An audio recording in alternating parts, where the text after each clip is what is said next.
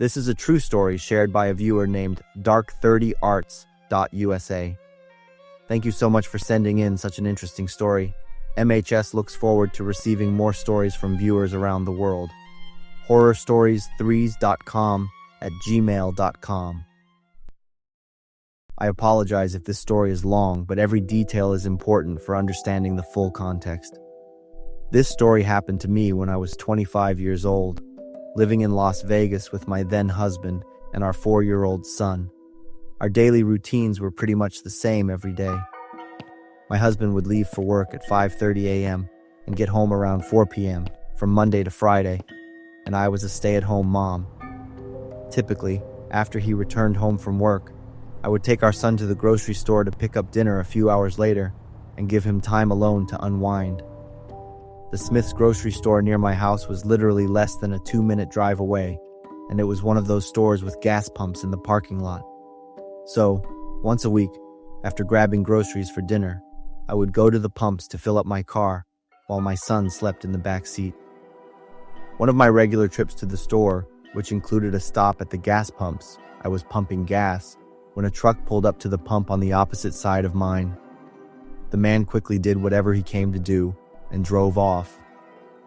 As I was finishing up and walking around my car, he pulled up next to mine, rolled down his window and said, "I just needed to tell you that the only reason I pulled up to the pump was to get closer to you.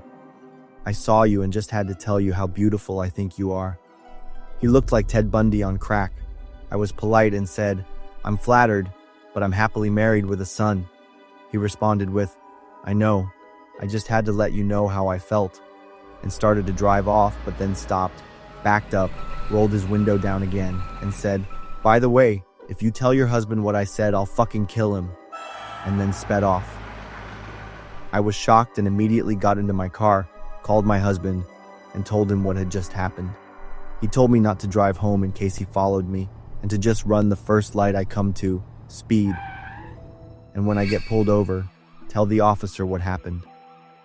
I did so, and the officer who pulled me over was very understanding and drove me to the substation near our house where we left my car.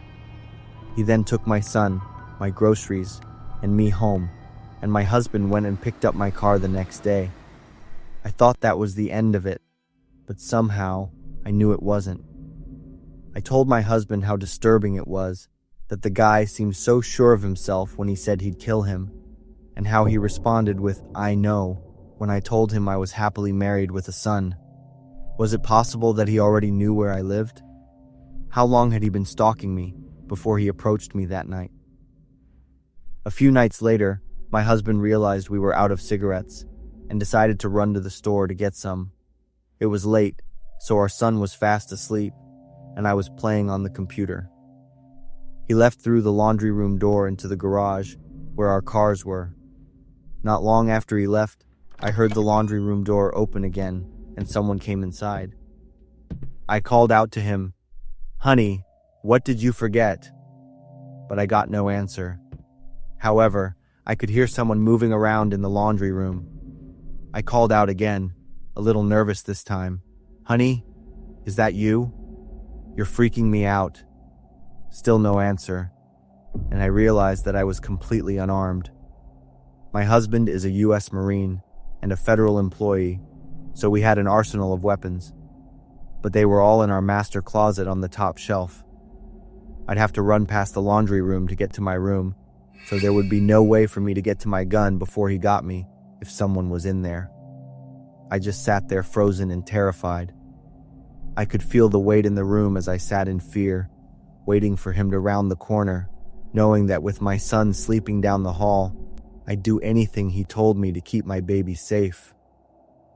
When my husband returned home, he would have the element of surprise on his side, not to mention his family as hostages, so he wouldn't stand a chance either. My heart was in my throat, and I couldn't breathe as I heard his footsteps coming toward me, when suddenly, from my bedroom, I heard the deep growl of my 2 pit bulls, Ruby and Darlene, and before I could think, I saw both dogs dart into the laundry room. At that moment, I heard the garage door open and slam shut as a man screamed. I jumped up from the computer desk, phone in hand, and bolted into my son's room, shut the door, locked it, and sat against it. I quickly called my husband. "Please tell me you're home and messing with the dogs." But I could hear in the background the cashier ringing up items, and I knew he was at the store. Whoever was in my house was definitely not my husband. "Someone's in the house. Get home right now. Please be careful when you get here." I don't know where he is, but I think he's in the garage. I'm hiding in our son's room with the door shut and locked. He told me to stay put until he got home and came to get me. Waiting in the dark in my son's room while he slept, waiting for my husband to come home, felt like an eternity. When he came to get me from our son's room, I was relieved, but for months afterward, he never left us home alone after dark.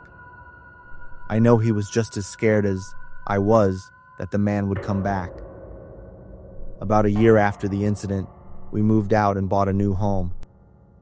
I always think about what would have happened if he hadn't let the dogs in before he left that night. I don't know what he had planned for me, but I know it wasn't good, and my son would just have been a tool to control me, while my husband would have just been something in the way to get rid of. I have no doubt that Ruby and Darlene saved all our lives that night.